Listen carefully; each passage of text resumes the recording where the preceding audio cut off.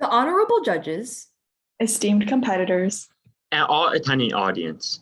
we introduce you to our presentation of our 2021 HOSA Health Education topic, visual impairments. I'm Hoizen Lim. I'm Devin Liu. And I'm Christina Yu. Barely half a decade old, I realized that I was different, but not in a good way. Even back in kindergarten, I remember myself squinting to try to see the whiteboard. Slowly, I recognized that I was one of 130 million Americans with myopia. And that's why we decided that we wanted to focus on visual impairments.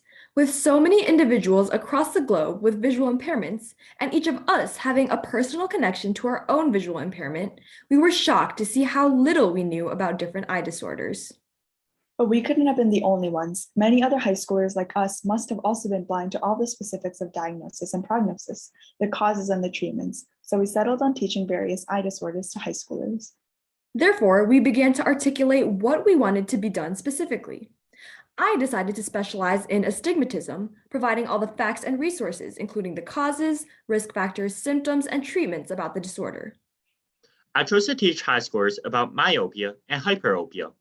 And I chose to help provide education on both wet and dry macular degeneration. And now we will present our presentation on common visual impairments.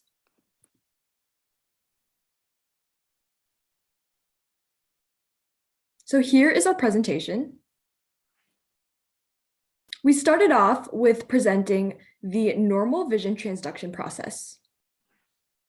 And then we described myopia, more commonly referred to as nearsightedness, and hyperopia, more commonly referred to as farsightedness.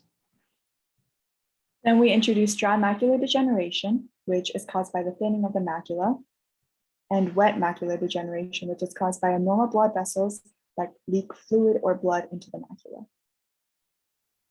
Finally, we introduced astigmatism, which occurs in 1 in 3 people and is caused by mismatched curves or the lens or the cornea. But we felt that our job wouldn't be complete if we merely gave the facts about each diagnosis. So we decided that we want the students to learn how each patient really felt and what they went through on a daily basis. So for our workshop, we made some special glasses to show each student how one would feel with each disorder. Additionally, we created worksheets to help the students maintain the information that they learned. For myopia, we created glasses that blurred objects that are farther away. In these glasses, the top portion would be blurry to mimic the blurry faraway objects, and the bottom portion would be clear to mimic the clear near objects. For hyperopia, we created essentially the opposite. The top portion would be clear to mimic the clear faraway objects, and the bottom portion would be blurry to mimic the out of focus near objects. This is an example of our hyperopia glasses. For astigmatism, we created these glasses that would showcase disordered vision and would also show streaks of light in a dark setting. Finally, for macular degeneration, we created glasses that replaced blind spots in the field of vision, like this one. Centering our workshop around these glasses, we discovered that this empathy was really what we should have focused on in the first place. One of our key accomplishments was that we were able to help the pupils broaden their views and see the world from the perspective of one with a visual impairment. Another major accomplishment we made was bringing awareness to the students. Like us, many of the students have visual impairments themselves.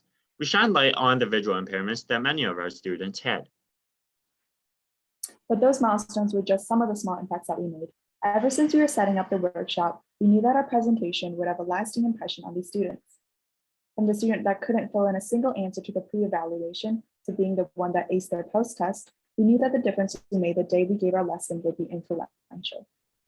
And to all of the students that were actively participating in our lessons, making connections to their own lives and providing thought-provoking inquiries about our simulation, we knew that each student walked out with more knowledge than they had arrived with.